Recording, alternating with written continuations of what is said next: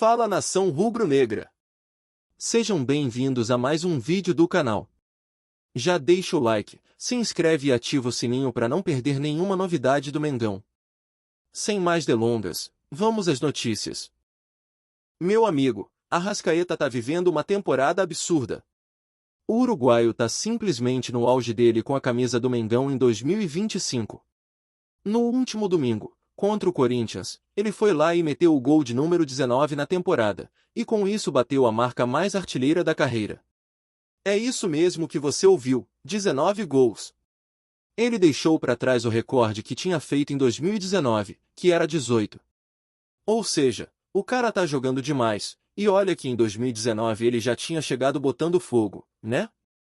Agora, 6 anos depois, ele mostra que segue no mesmo nível, se não até melhor. E vamos falar desses números com calma, porque não dá para passar batido. Só no Brasileirão, Arrascaeta já tem 14 gols. 14! E ainda entregou 10 assistências. Então a conta é simples. Em 22 partidas, o cara participou diretamente de 24 gols do Flamengo. É coisa de jogador diferenciado, jogador que não se esconde, que aparece sempre nos momentos decisivos. O Arrasca não é aquele meia que só aparece de vez em quando não, ele é constante, tá sempre sendo protagonista. E olha os detalhes dos 19 gols que ele fez, 2 de pênalti, 17 com a bola rolando. 12 gols com o pé direito, 5 com o pé esquerdo e 2 de cabeça. Ou seja, não tem esse papo de só usar uma perna não, o homem resolve de qualquer jeito. Ele é completo, se precisar finaliza de direita, de esquerda, sobe de cabeça, tanto faz. E isso dá uma confiança absurda pro time, porque qualquer bola que sobrar ali na frente, a gente sabe que tem grande chance de parar dentro do gol. Agora, quando a gente olha pro que ele já fez desde que chegou ao Flamengo, é impressionante demais.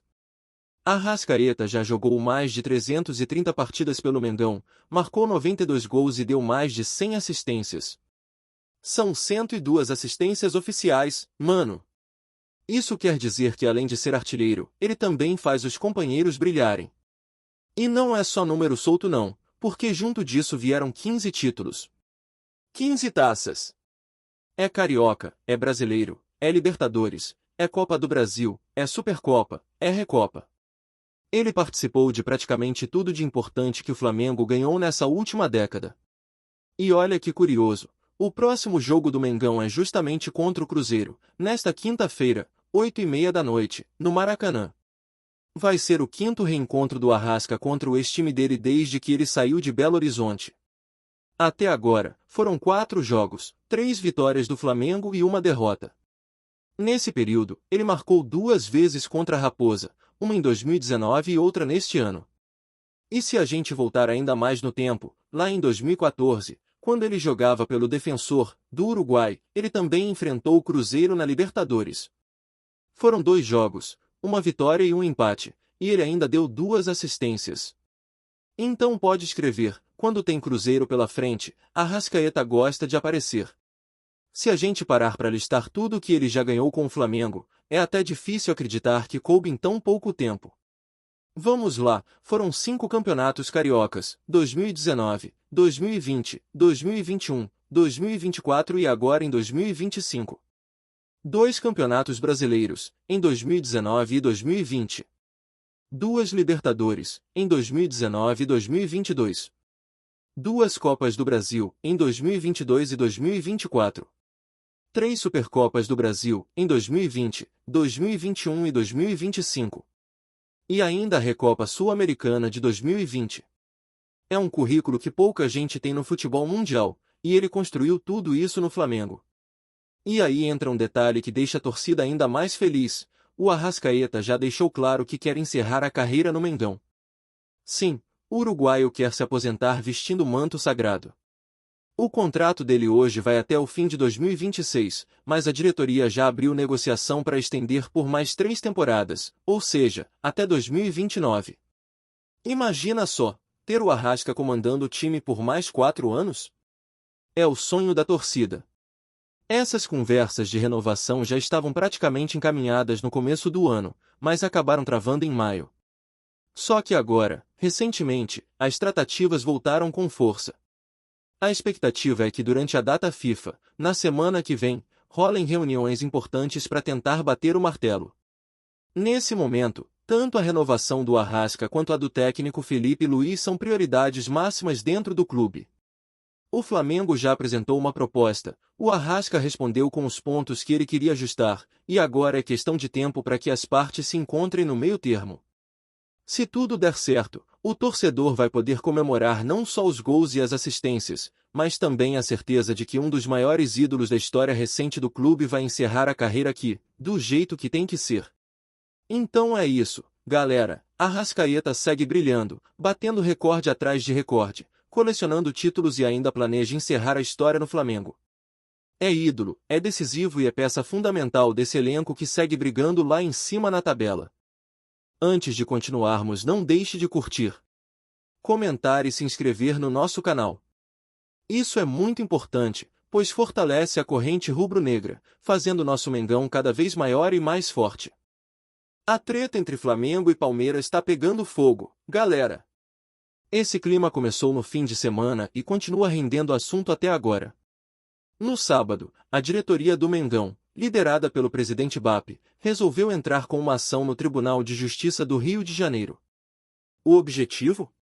Tentar barrar o repasse de 77 milhões de reais em cotas de televisão que seriam divididos de forma igualitária entre todos os clubes que fazem parte da Libra.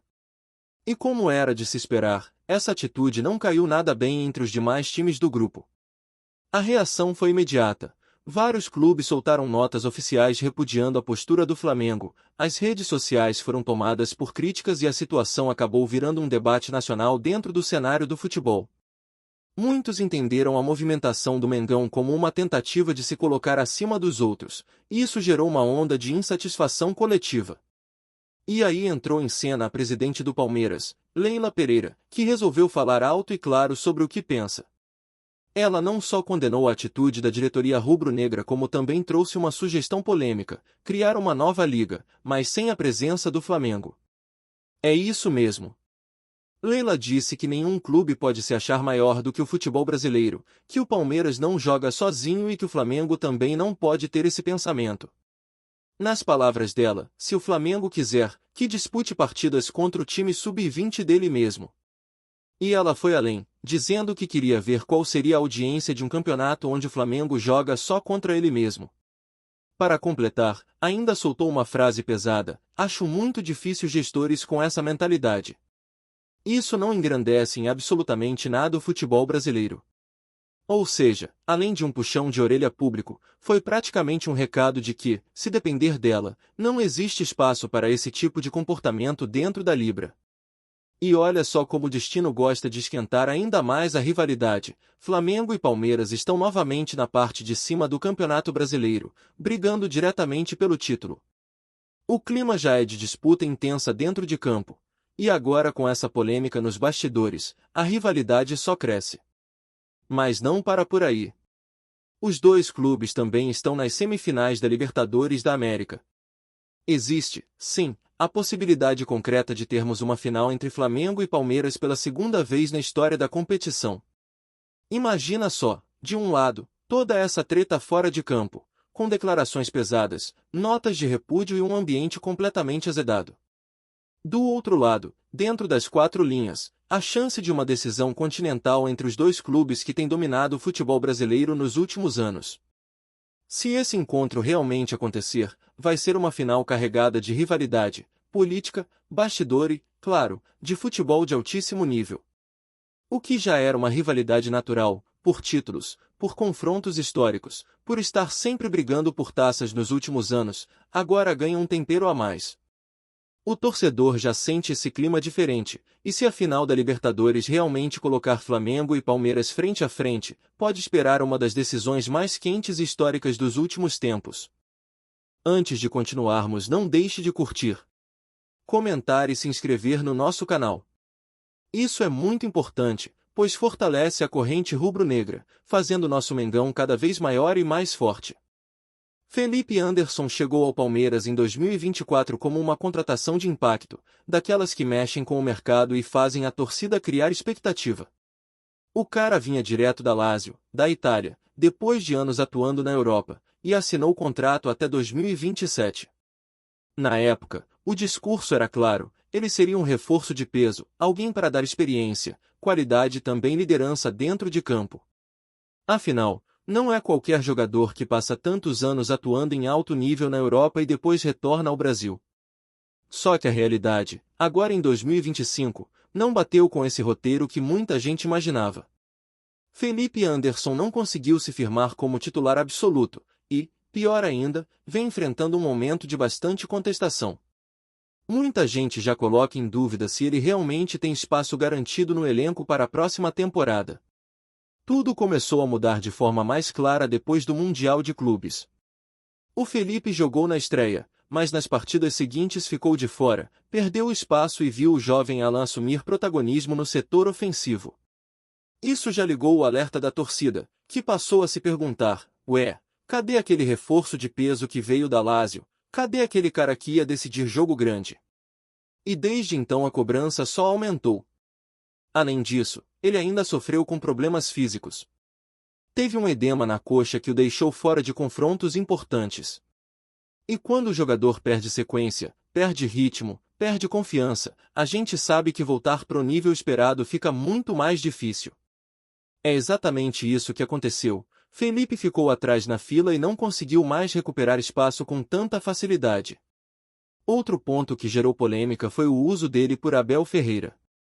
Muita gente critica o treinador por improvisar o Felipe em funções mais defensivas, em posições que não são o forte dele. E, de fato, isso teria gerado insatisfação. Tanto que em março de 2025 a própria assessoria do jogador soltou uma nota oficial. Nessa nota, eles disseram que o Felipe Anderson tinha recusado uma proposta da Juventus, mas que no Palmeiras estava sendo escalado em funções que ele não gostava de desempenhar. A nota ainda falava sobre a falta de diálogo com o treinador.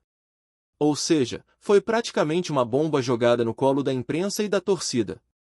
Claro que existem versões diferentes. Tem quem diga que Felipe não pediu para sair, que essas histórias são exagero, fruto de especulação de rede social, que não existe crise tão grande assim. Mas quando a gente olha para o desempenho dele em campo, os números são modestos. Em 2024, foram 24 partidas, 2 gols e 2 assistências. Em 2025, até agora, participação discreta, poucos minutos, poucas assistências, e nada que justifique o status de reforço de impacto que ele tinha quando chegou. E aí surge a grande dúvida: será que o Palmeiras ainda vê nele um jogador fundamental para o futuro?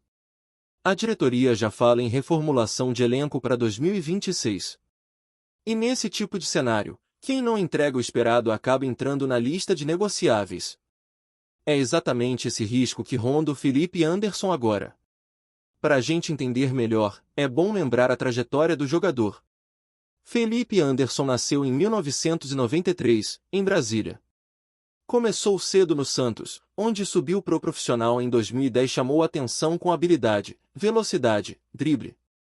Em 2013, foi contratado pela Lazio, da Itália, e lá viveu grandes momentos. Foi campeão da Supercopa da Itália em 2017 e virou peça importante do time. Depois foi pro West Ham, da Inglaterra, mas lá teve altos e baixos. Começou bem, depois sofreu com lesões e perda de espaço. Teve empréstimo ao Porto, onde também não conseguiu render tanto, até que voltou para Lazio em 2021 e reencontrou certa regularidade. Foram centenas de jogos, gols, assistências, marcas expressivas. Em 2024, quando decidiu não renovar com a Lazio, anunciou um pré-contrato com o Palmeiras. A torcida palmeirense comemorou, imaginando que ele seria um reforço de grande peso para o futebol brasileiro. Só que, como eu disse, a realidade acabou ficando bem distante da expectativa. E aí começam as especulações. O futuro do Felipe Anderson no Palmeiras é uma incógnita. Não há confirmação pública de que ele queira sair, mas o cenário de incerteza é claro. E no meio dessas conversas sempre aparece o nome do Flamengo. Não é de hoje que o Felipe já foi citado em rumores envolvendo o Mengão. E convenhamos, seria uma movimentação ousada, mas nada impossível. Pensa comigo, o Flamengo sempre busca reforços de impacto, jogadores que têm bagagem de Europa, experiência em competições grandes e que possam dar profundidade ao elenco. Felipe Anderson se encaixa nesse perfil. Mesmo aos 32, 33 anos, ainda tem qualidade técnica. E mais, ele poderia enxergar no Flamengo a chance de recuperar protagonismo no futebol brasileiro, algo que claramente não está acontecendo no Palmeiras. Agora, lógico, existem vários obstáculos. Primeiro, a idade. Contratar um jogador nessa faixa etária sempre gera debate. Será que vale o investimento? Será que o rendimento vai compensar? Segundo, o fato de Palmeiras e Flamengo serem rivais diretos em praticamente todas as competições. Uma negociação entre eles poderia ser complicada, até por resistência da torcida. Terceiro, a questão salarial. Não adianta o Flamengo se interessar se o custo-benefício não fizer sentido. Mas o futebol é cheio de reviravoltas. Vamos imaginar um cenário. Em meados de 2025 ou começo de 2026, o Palmeiras decide realmente reformular o elenco. Nomes que não entregaram são colocados à disposição do mercado. Felipe Anderson, sem espaço, aceita negociar. O Flamengo, de olho em reforços de meio para frente, avalia a situação. E aí, dependendo das condições, faz uma proposta de contrato mais curto, 1 ou 2 anos, talvez com salário ajustado. Se isso acontecer, e se a torcida abraçar, poderíamos ver Felipe Anderson vestindo o manto em 2026, tentando dar a volta por cima no futebol brasileiro. Seria um novo capítulo na carreira dele, quem sabe até uma chance de encerrar no Brasil com títulos de peso.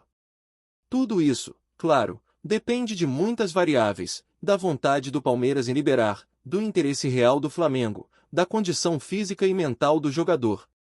Mas o fato é, hoje, Felipe Anderson já não tem o mesmo peso que tinha quando chegou ao Palmeiras. E quando esse tipo de situação acontece, os rumores de transferência ficam cada vez mais fortes. Então é isso. Ficamos por aqui.